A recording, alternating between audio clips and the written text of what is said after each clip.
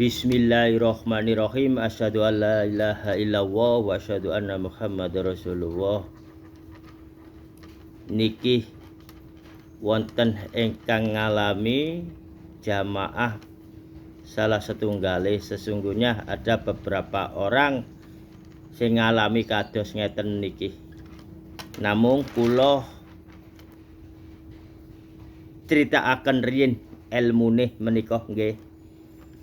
Enten syariat ingkang diceritakan umum menika enten setan sing kajenge nggodha tiyang salat. Niki terjadi di zaman sahabatipun Kanjeng Nabi Muhammad sallallahu alaihi wasallam. Enten tiyang salat kajenge digodha dhateng laknatullah menika. Lan enten di sampinge niku enten sing senden kalian tilem.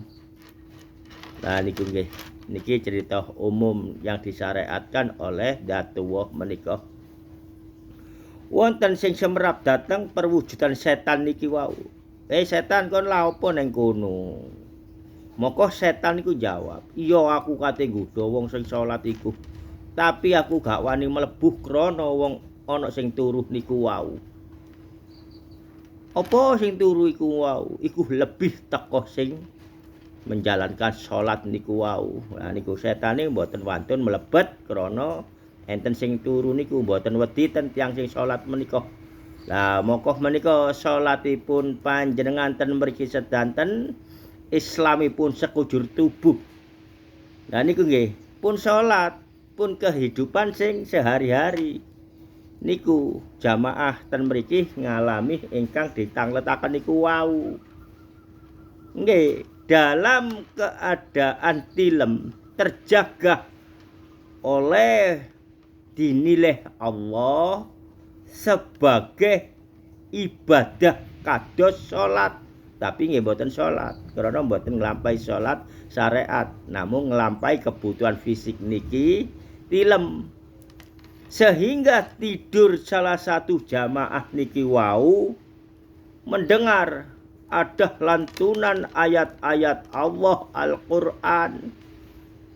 Tapi niki sing diceritakan mendengar dalam keadaan tidur. Sehingga fisiknya menggigil seperti kedinginan. Mokoh menika beberapa jamaah ngalami kados ngoten niki. Enten sing suarane sing tilem niku wau. Enten sing suarane kados suarane tiyang. Nah niku nggih, moko kula jawabaken ilmune makrifatullahi. Lek enten sing tilem dalam keadaan suara yang membaca ayat niku wau, walaupun fisiknya tidur, keimanannya tingkat lebih tinggi. Nah niku krana niku swara iki ambek dirinya sendiri dalam keadaan tidur tapi bisa mendengar lantunan ayat-ayat Al-Qur'an dengan suaranya.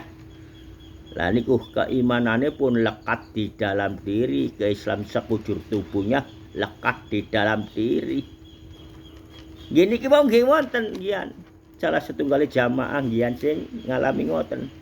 Tidur dengan mendengarkan terdengar suara ayat-ayat Al-Qur'an dengan suara orang lain. Niku dalam keadaan tidur. Maka tidur yang ngalami ini dihitung oleh Allah termasuk ibadah. Lah niku sinten niku kok kados suarane tiyang lintuh. Mboten sing kados niku wau. Lah niku wau nggih ngoten, suara kados orang lain itu. Itulah suara malaikat yang di dalam diri kita. Moko lek mboten ngenal malaikat ora usah nyeritakake malaikat, lucu. Malaikat yang di dalam diri, malaikat yang di luar diri. Allah Datullah ingkang maringi pengalaman saged mengenali makhluk-makhluk Allah yang di dalam diri maupun di luar diri ini, termasuk para malaikat yang ada di diri ini. Mudah panjenengan nggih ngerti artinipun ingkang disyariatkan nikah pasti terjadi datang umat Kanjeng Nabi Muhammad sallallahu alaihi wasallam yang kerana Allah, bukan kerana duniawi pun jelas. Syariat tarekat hakikat marifat sapa sing mabuk, sapa sing jamaah berbau duniawi, kesesatanlah yang dia dapat, walaupun terasa kebenaran yang kita tidak ngerti. Sesungguhnya kita dibohongi. Ini kenyataan, ini fakta yang sudah dijalankan Islam di Indonesia ini. Atos-atos panjenengan. Dadosipun ingkang disyariataken dhateng Allah niku wau elmune nggih ngoten, boten wantun. Setan niku ngguduh tiang tilem niku wau. Sampai dimakrifatkan oleh Allah, jamaah niki ngalami kados mirengaken ayat-ayat Allah ingkang bersuara, sehingga fisik ini dalam keadaan tidur terasa menggigil. Nah niku nggih alhamdulillahirabbil alamin.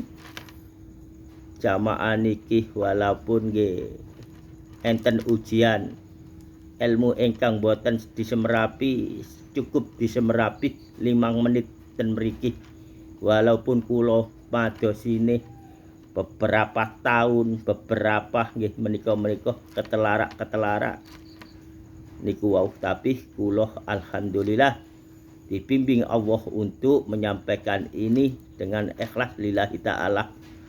Apapun yang saya ucapkan, saya hanyalah sekedar mengucapkan diri ini bukan siapa-siapa, tak jadi apa-apa, kecuali hanya menyampaikan ajaran Islam yang dibawakan oleh Kanjeng Nabi Muhammad sallallahu alaihi wasallam.